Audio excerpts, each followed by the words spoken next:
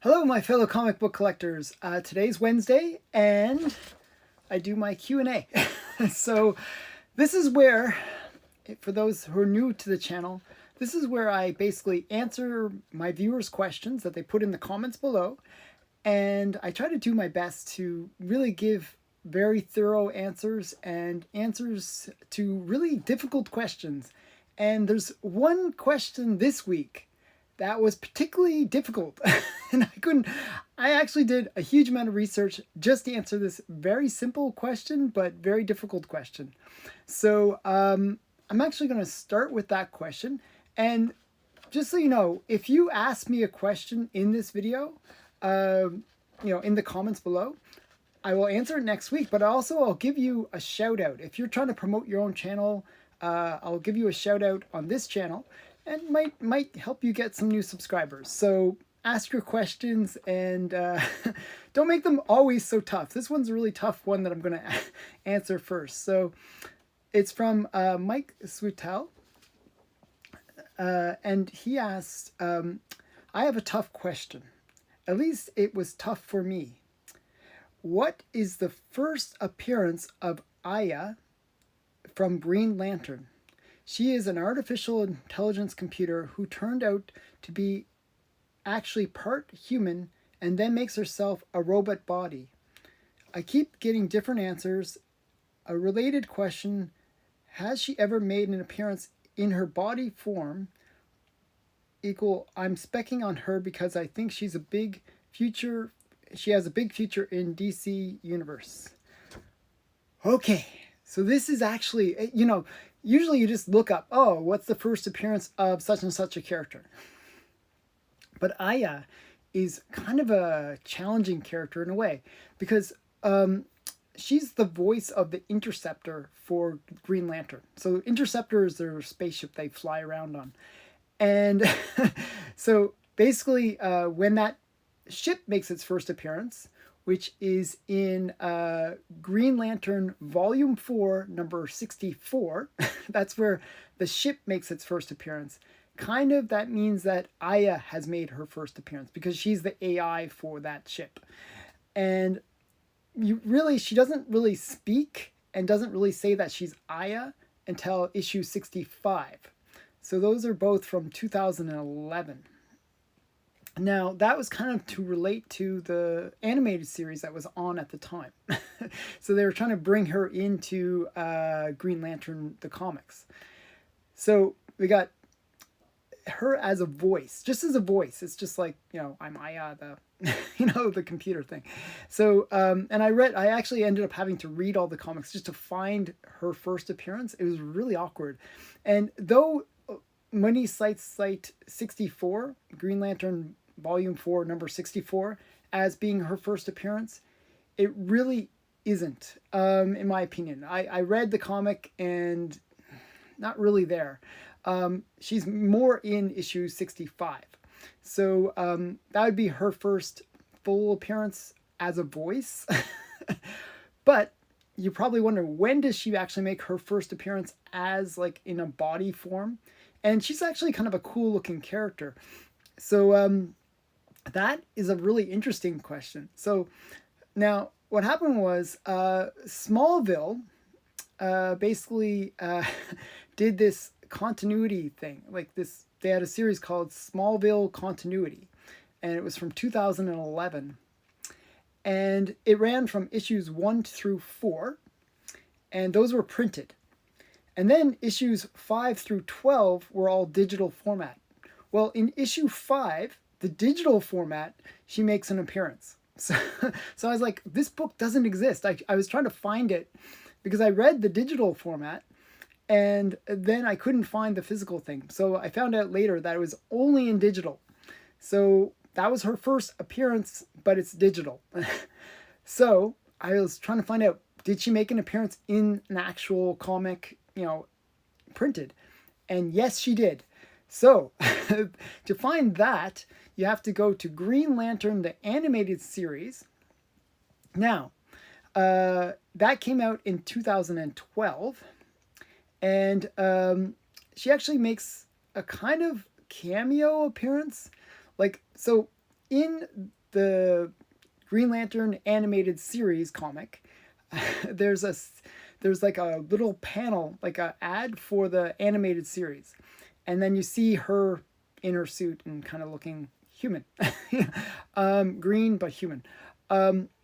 So that is kind of her first appearance. Like, it's one of those ad first appearances, and that's in Green Lantern the animated series #2, and that was in June of 2012.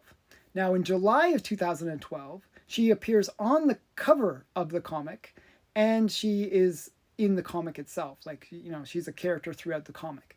So that would be what I would consider her true first full appearance. So very challenging question. I actually ended up buying all the related comics to this, because I was like, this is cut. Like, I did all this effort trying to learn about this character, so I figured, hey, I might as well pick up all the comics, and they're really cheap. So you can pick up her first appearance for usually around $2. So very cheap first appearance, and it's a very interesting one to find. There's also another book that kind of has her first appearance, and that's the Free Comic Book Day from DC Nation. So that was another thing I found out, but that one I'm not as comfortable recommending. So that was a Free Comic Book Day, and you can pick that up for about $2. So these are all the Aya. If you really want to spec on this kind of interesting character, that's kind of major for the Green Lantern series, actually, strangely. She's kind of like, the voice of the Interceptor, and, she's kind of a character that gets her own Green Lantern capabilities, and she's kind of an interesting character. So definitely one that might make an appearance in the Green Lantern TV series that's coming out later. So interesting one to spec on. I really appreciate Mike for giving me that little hunt to really find out this answer. So yes, she does make an appearance in body form in the comics. And that would be the answer to that question. Now, the next question is from Red Comics. Nice Superboy / Tomb of Dracula comics. I showed those in the last week's video. The Blade ones always seem to be more than the rest. Question for next video. What's your favorite Marvel movie of all time and why? Mine is probably Thor Ragnarok. It took me a while to see it, but the action as well as the story was very good, in my opinion. So my favorite movie, and I actually had to think about this, and it's one of those things. On some days I'll say one movie, on a different day I'll say a different movie. But I was thinking a lot about this lately, and partly because of Suicide Squad #2. So I'll explain the story, and it's kind of a weird story. So what happened was I went to Suicide Squad 2 with my wife and kids. That was one of the worst decisions of my life. It was like so painful, because the whole time my wife hated the movie, and she was just like pouring on the hate the whole time. And I was like sitting there, my kids were a little bit awkward because there were some scenes that really weren't meant for kids. And everyone was sort of mad at me. So I was thinking about that movie, because what happened was my wife ended up hating all comic related movies. And, I kind of want to bring my wife to the movies, because I want to share my comic love with her. But that movie destroyed all that potential. So that brings me to what is my favorite movie. So there was a time when she's had this kind of negative attitude towards comics for a long, long time. She's Asian. She didn't really appreciate comic books. It's her thing. But there was one movie where she loved it as much as I did. And that was Spider-Man, the very first one with Tobey Maguire. And the reason I really loved that, and I think the reason she really loved it, was, even though it's a like a Spider-Man and it's a movie where it is like a comic related movie, the difference is it kind of made the role a true drama, a true, like, you really did feel for the guy, at the end of the first Spider-Man movie. He was in conflict. He had lost his uncle, and he lost his uncle from his own inactions. He had experienced the killing of his girlfriend's father. It's like all or best friend's father. It's just like all these elements that made it a really interesting movie, that you could see like he had all this drama in his life that was not going to be easy to resolve. It's not like some silly light movie. It had those elements, but it had this true drama that made it very compelling, that you could see that if a lot of people, when they think of comics, they think, oh, comics are for kids, they're so silly, they're not really, there's no real story to them. Well, that movie really had a deep, profound story, and one that kind of like left you kind of wow. At the end of that movie, I think it ends with kind of like this funeral scene, and he's kind of walking off and thinking about what the ramifications of his new superpowers are in terms of the people around him and how it might negatively impact them.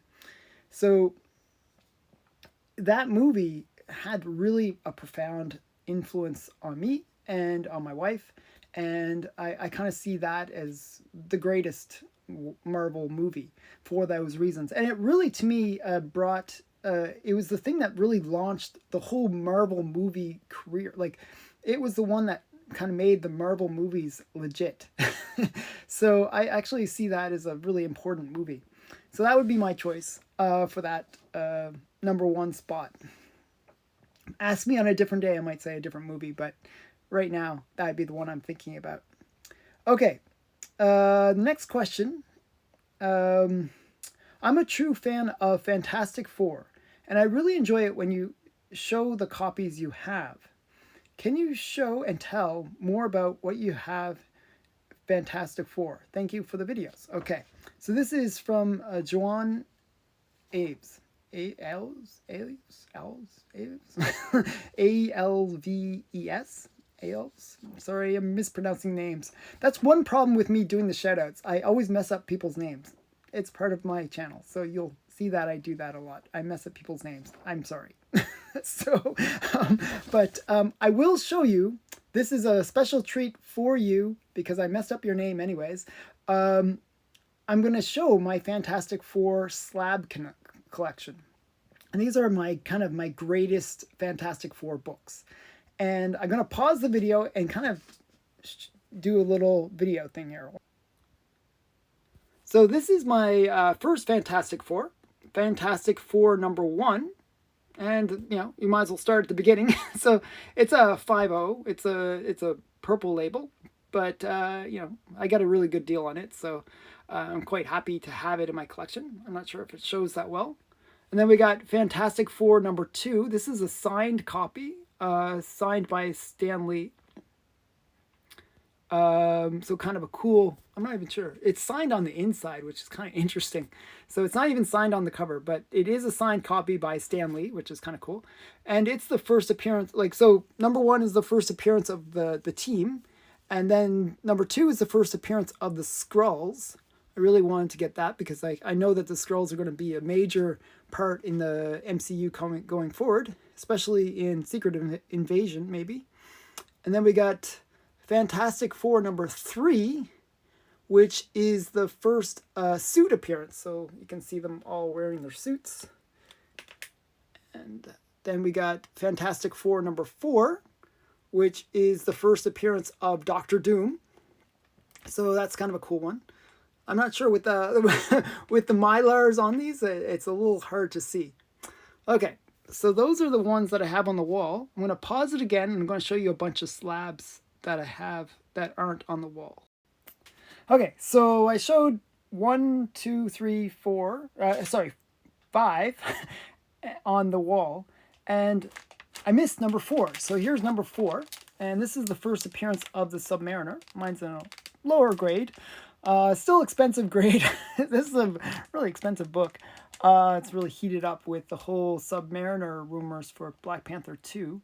So yeah, so Submariner's first appearance, very cool book. This is his first Silver Age appearance. Actually, he's one of those characters that made his first appearance way back in the Golden Age. And the book that he made his first appearance in is insanely hard to find. It is one of the rarest books out there. It's just, there's, I think, only 2 or 3 copies known to exist. And it's like funny, like the funnies or something like that. It's like a movie like a book that they would give away at the movie theaters. So it's kind of an interesting book. Very rare, very rare. Okay, so that one, yeah, I don't have. And then we have Fantastic Four number 6. So I have 1 through 6 of Fantastic Four, and also have 7 and a few others as well, but they're raw. But this is number 6. This is the first team up between Doctor Doom and the Submariner. It's kind of an interesting story. So, and then we got number 11. And this is the first appearance of Impossible Man. Impossible Man's kind of cool. He's like, kind of reminds me of Batmite, another kind of one of these kind of characters that is super powerful but kind of annoying. So, Impossible Man. That's number 11.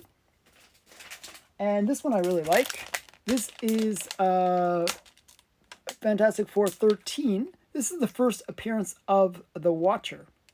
And, you know, I'm a big fan of the What If series. So, yeah, so this is kind of cool. So, first appearance of the Watcher, Fantastic Four 13. Then we got Fantastic Four number 18. And this is the first appearance of Super Skrull. He's kind of like the Skrull superhero kind of guy. So, Super Skrull. And Fantastic Four 19. This is the first appearance of kind of King in a weird way. But this is where he's called Ramatut. And, you know, King is one of those characters that has multiple kind of aliases, and this was kind of retconned that this is King. So this is kind of the first appearance of King in a weird way. He wasn't called King of the Conqueror, he was called Ramatut. So this is the first appearance of Ramatut in Fantastic Four 19 from 1963. Then we got Fantastic Four 29, which is the first appearance of the Watcher on the cover. So this is the cover appearance of the Watcher. So that's kind of cool. So I really like that one. And then we got Fantastic Four 36. And this is the first appearance of the Frightful Four. Okay. And that's the sort of a team thing. And this is also the first appearance of Medusa. Okay. So the Medusa as a character that I really, really like. I like these kind of sexy, sexy bad girls. Kind of, you know, she's not evil or any bad in the general sense, but she is a bad girl in this. She's a villain in this, but you know, later becomes good. So yeah, and then we got Fantastic Four number 45, which is the first appearance of the Inhumans, and that includes, like, you know, you got Medusa in the background, and I think this is like, who are all the Inhumans that they show? Black Bolt, Crystal, Karnak, and Triton. Okay, so kind of a cool first appearance of a bunch of the Inhuman characters. And then we got to keep on going on. Actually, I must have put it in my box. I actually have 46, which is the first appearance of Black Bolt, and he's on the cover, which I actually have, but it's in one of my boxes. Then we got Fantastic Four 48, which is the first appearance of Galactus and the Silver Surfer. So this is the first. They have Galactus as in cameo. So this is like kind of like the cameo appearance of Galactus, which is kind of weird because Galactus is on the cover and yet he only makes a cameo in this on the last page of the book. Kind of weird, but definitely a really great book. Actually, that's not Galactus. What am I saying? That's not Galactus, but that is yeah, Galactus is on the cover here. What am I saying? I'm pointing to the wrong thing. So this is Galactus right here. So yeah, so I like Galactus actually. I like any creature that can eat a planet and still be hungry is pretty cool in my opinion. Okay, so we got Fantastic Four 49, which is the first cover appearance of the Silver Surfer, first cover appearance of Galactus, and also the first full appearance of Galactus. So this is a really great book. I actually like this one in some ways best of the Galactus Silver Surfer kind of ones, because it does have them on the cover. Okay, so and then we got Fantastic Four number 50. This is a really great Silver Surfer cover. I don't like the browns, to tell you the truth, but I really do enjoy this book. It's also the first time that the Human Torch goes to university, which is important. So we got, and it's also the first appearance of Wyatt Wingfoot. And I'm not sure who that character is, so kind of interesting. But that's his first appearance. And can't have a complete Fantastic Four collection without having Fantastic Four 52, which is the first appearance of Black Panther. And this was my very first slab too, so it's extra special. I really like Black Panther. So I got this a long time ago. This was my very first slab. I was super excited to get it. This is, first appearance of the Black Panther, T'Challa. And it's just a really great, iconic cover as well, in my opinion, because it has him kind of swooping in and the moonlight in behind him. I really like that. Okay, so that is my Fantastic Four slab collection. I actually have a few others that I realize I didn't show that are slabbed, but I didn't show. My Fantastic Four run, I have pretty much all the key issues, like all the way through. Pretty much everything in terms of all the key issues. I have like a lot of the fillers that I'm still missing, but I have most of the keys. Okay, so next one is from Richard Lashura. Come on, Alan. Crack open that Gerber's photo journal. It's not meant to be slabbed. Okay, so I actually have like a big book, which is the Gerber's photo journal. I actually do open it up and look through it, but I didn't show it in the last video. And I'm not going to show it in this video. I didn't bring it. So I'm sorry. You're not going to get to see the Gerber's photo journal. But I do recommend, if you can buy a copy of the Gerber's photo journal, it is definitely a book. There's 2 volumes. It's definitely a book you want to buy because it showcases all the Golden Age covers. And it's really quite interesting. Okay, so his question is, okay, I'm going to pause it and I'll be, okay. So I had to step out to get something, I realized. So he asked me about, I'll read it.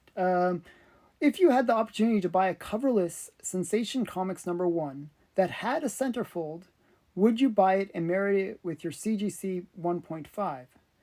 Would it make economic sense? Okay, so we got this book, which is one of my crown jewels of my collection. This is Sensation Comics #1. It's actually the first appearance of Mr. Terrific, so a really cool character as well. So it's the first cover appearance of Wonder Woman. It is a great comic, but my comic is a 0.5. You can see 0.5. And the reason it's a 0.5 is the centerfold is missing. That's it. That's the big flaw with this book. The centerfold is missing. If it wasn't for that centerfold missing, this would probably grade out at, depending on how they kind of grade based on the spine. The spine's a little rough, actually. It's not totally split, but it has some issues.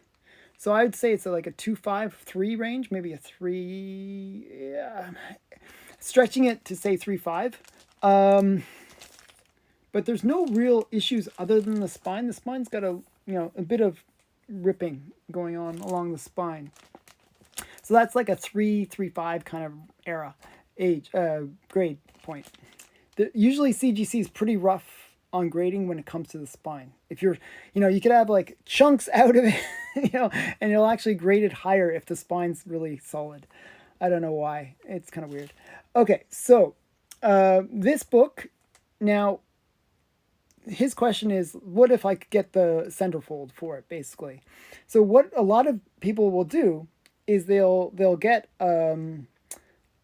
incomplete book like this one that has a great cover, and then they'll find a complete coverless book, and then they marry the two. They bring the two together and basically Frankenstein a complete book.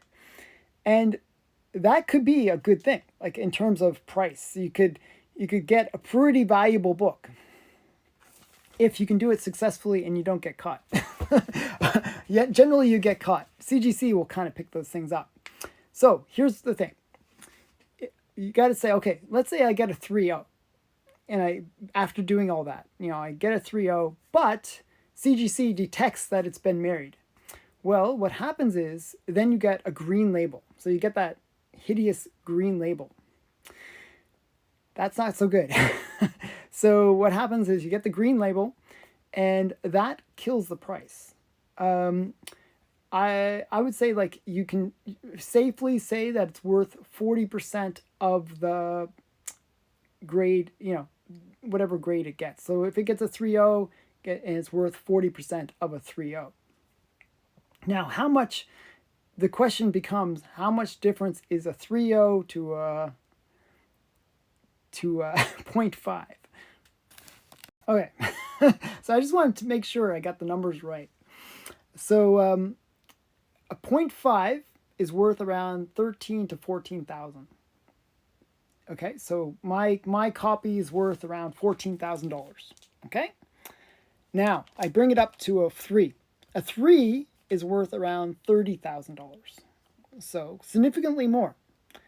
But now you have to say that it's a qualified 3. So a qualified 3 is actually worth 40% of a 3. So how much is that? Well, that's $12,000. So the 0.5, even though it's not complete, is actually worth more because it's a blue label than the green incomplete higher grade. So, so would it be worth doing? No, it totally would not be worth doing, because also that doesn't include the costs of doing that. So you'd actually have to buy a coverless copy. And I've actually seen the coverless copies sell for usually around 8 to 10,000. So, pretty expensive. So basically you've now taken a 10,000 book. I paid 10, plus another book, which is another 10 roughly, which is 20,000 invested into it. And you get out of it a $12,000 book. So not really worth and then the grading costs and all that kind of stuff. I mean, if you're really good and you can sneak away with that blue label where they didn't pick up that it was married, maybe it'd be worth it, because then it's worth 30,000 and you put in 20 and then grading costs. So, it's one of those things. I personally wouldn't do it. I'm not really keen on the whole idea of cracking open my slabs and getting them resubmitted. I get nervous about that. The whole process. So there are slabs that I actually have like certain comics where if I cracked it open and just pressed it, I think I could get 2 grade bumps. Because some of them are just need to be pressed, and there's no like breaking, like there's no like color breaking spine ticks or anything like that. It's just really rough look, like it's just kind of wavy looking, and that killed the grade. And if I just pressed it out, it'd probably be fine. But my I'm not very keen about doing that kind of thing. So other people I know, they love cracking open the books and resubmitting it, but not me. But I figured I'd give a good answer to this question because it is something where you kind of have to look at all those things. What is the cost? What are your costs in? What are the grading costs? And what is the value that you're going to get out at the end of it all? So I hope that I kind of answered all those questions. The next one is from Star Podlog and Star Pod Trek podcast. Do you ever buy comics at conventions? Are you primarily into mail order? So most of my comics do come from either local comic shops or from ordering online. So I buy a lot of stuff from eBay, buy a lot of stuff from my comic shop, and I buy a lot of stuff from heritage auctions. So that's where majority of my comics come from, those online places and local shops. But I do go to conventions. So in Canada, we have, I'm in Canada and I'm in the GTA, which is the Toronto area. And we have like 2 big conventions a year, like Fan Expo, which is kind of the comic. It sounds weird that they call it the Fan Expo, but really it's like a comic related thing but it's comic, anime, all this kind of stuff mixed in. And usually I don't get dressed up myself, but I love seeing people all dressed up in their cosplay stuff. I think it's really cool. So yeah, so I enjoy going to the conventions, and I usually like bring like maybe like a few $100s with me, and I usually come back like totally broke, and yeah, so it's fun. I enjoy buying comics at the conventions, and I love that in-person wheeling and dealing to get the best price. I love cons for that, and I love digging through dollar bins and stuff like that. I get really into the whole thing. I actually did a video about the last convention that I did, so I actually recommend you check out my past videos because I did post out one in, I think it was October, November range, where I took my kids to the convention and it was just painful. So painful. I tried bribing my son by buying him like this cool sword from Attack on Titan. And he used the sword the whole time to poke me whenever he got bored of me looking through long boxes. So it was a nightmare. But I did find some really cool things when I was there. And it was fun, but that part of it wasn't so fun. My kids didn't enjoy me. They didn't have the patience watching me dig through stuff. And I was like, hey, you can go find your own stuff, But they aren't really that. they want to be near daddy. I don't know why. Especially when daddy's trying to get rid of them. It's like, go away. Go find, go explore, kids. But yeah, they decided to poke me and torture me instead. So it was kind of funny. It was a fun event, but my kids didn't really like me too much, spending too much time on the comics. So that was my last con that I went to, and it was such a big deal because it was the first con I had gone to in 2 years because of the whole COVID situation.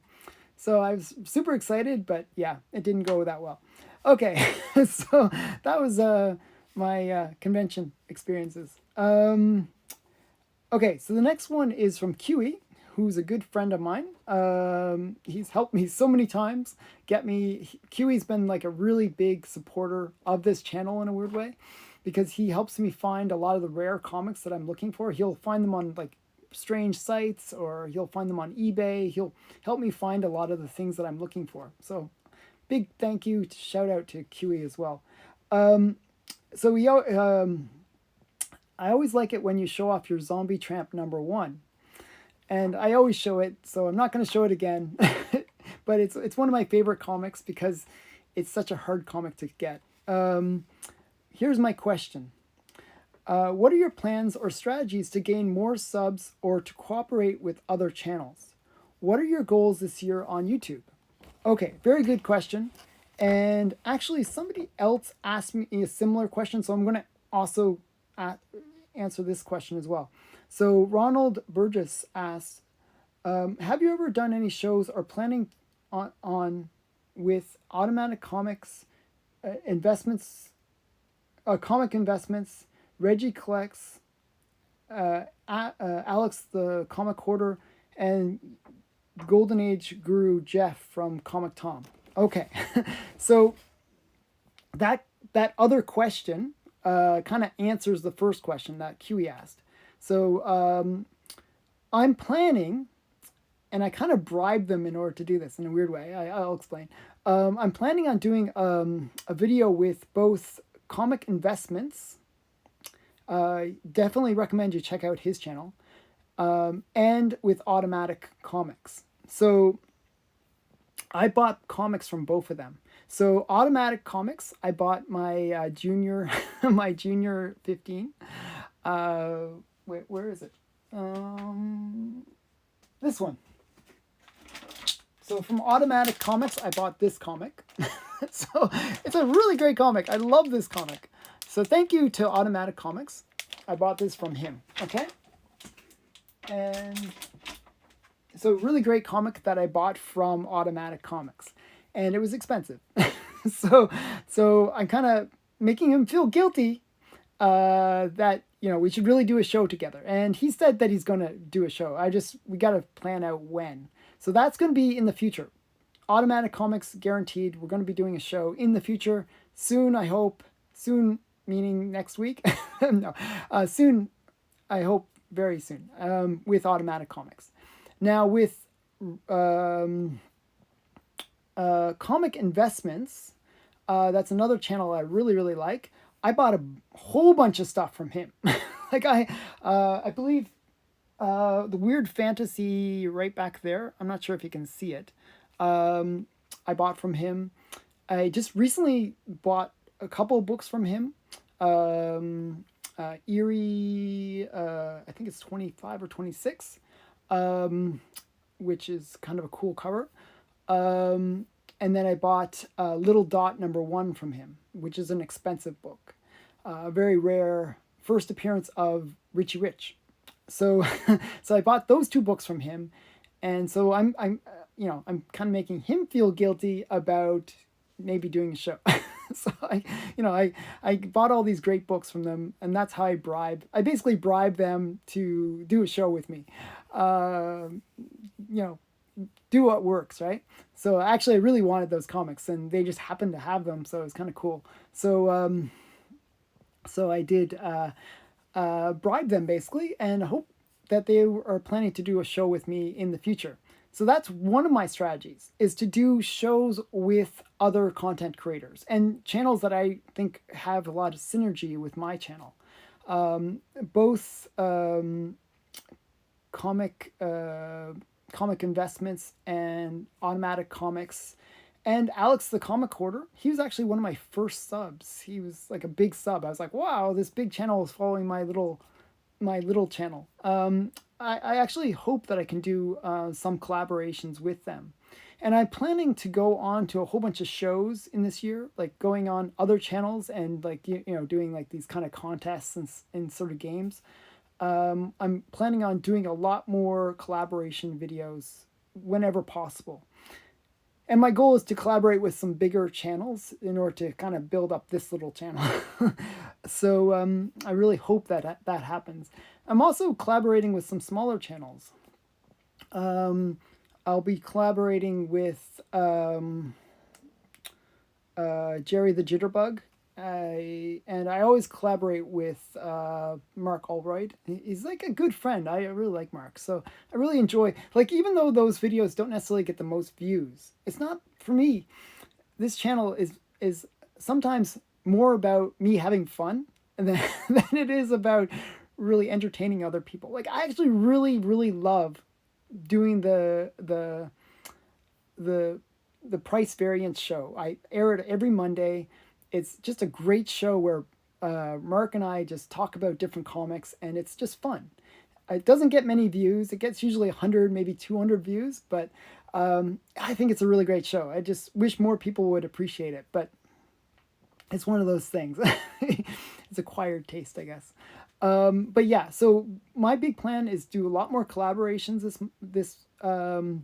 this year, and also I'm gonna hopefully do more commentary and do more engaging videos. My goal is to make better content that makes people want to follow this channel more, and I'm always trying to up my game and make this channel as exciting and fun for everybody to watch. And I hope that I succeed in that, and I hope that I can really bring on some like my knowledge to comics to the greater community. So those are some of the ideas that I had. I have some kind of cool show ideas. I mean, I put out a show every day. Like it's just the amount of content that I'm putting out is quite amazing in terms of just the sheer volume. My video editing skills not the best, but I do try to give a lot of useful information at least.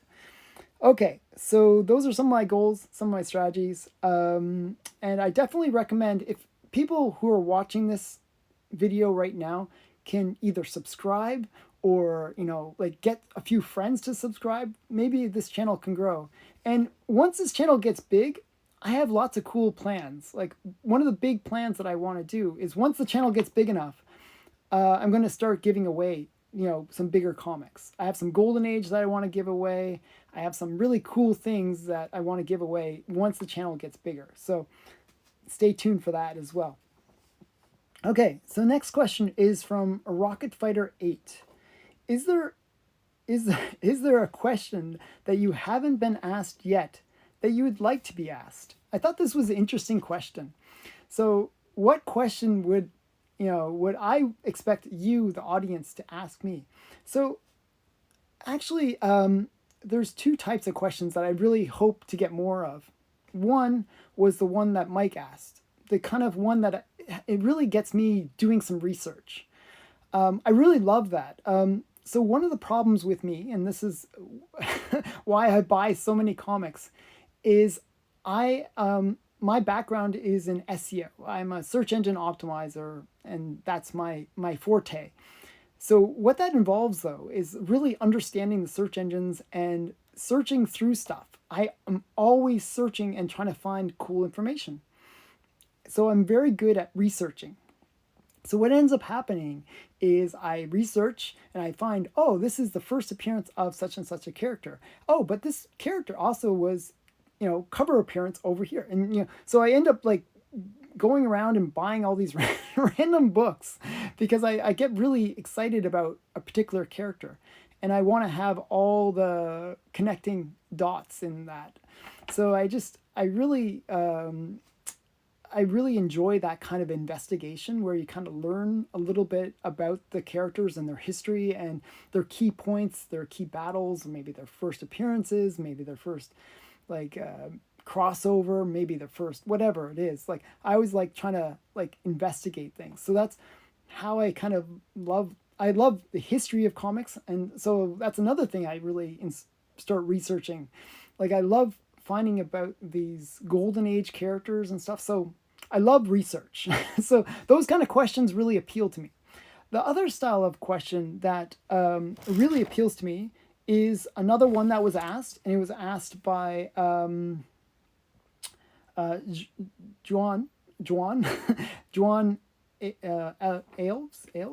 Aves. I think it's Aves. I don't think you pronounce the L. Aves. And he basically asked about seeing my Fantastic Four collection. So I really love showing my collection. It's a bit of a flex. I get that. It's not about flexing for me. It's about just, I love showing the comics. I just want other people to appreciate them as much as I do. So I love showing my comics. So that's things that, you know, if you want to see any of my comics, I will gladly pull them out and show them, because it gets me a chance to see them, and it's also fun for me to show it to you. So those are the kind of questions that I really like. And any history questions. I love history. I'm a big history buff. Okay, so that's those questions. Very last question, and we'll wrap this video up. So it's been another long video. All these Q&A videos are always long, and I apologize for that. I hope you enjoy it anyways. But the next question is from Ronald Burgess. Have you ever done any shows or... Oh, yes. So that's it. Actually, I already answered that question. And that would be it. Actually, there are no more questions. So I almost answered the same question twice. So that's it. So that was my Q&A for this Wednesday. I hope you enjoyed it. Please leave your comments below with any other questions you might have. I gave you some hints of kind of the styles of questions that I like. I hope you enjoyed seeing the Fantastic Four collection. And I hope you enjoyed seeing my Sensations #1. I really love that comic. And I hope you had fun. Thanks again for watching. Bye for now.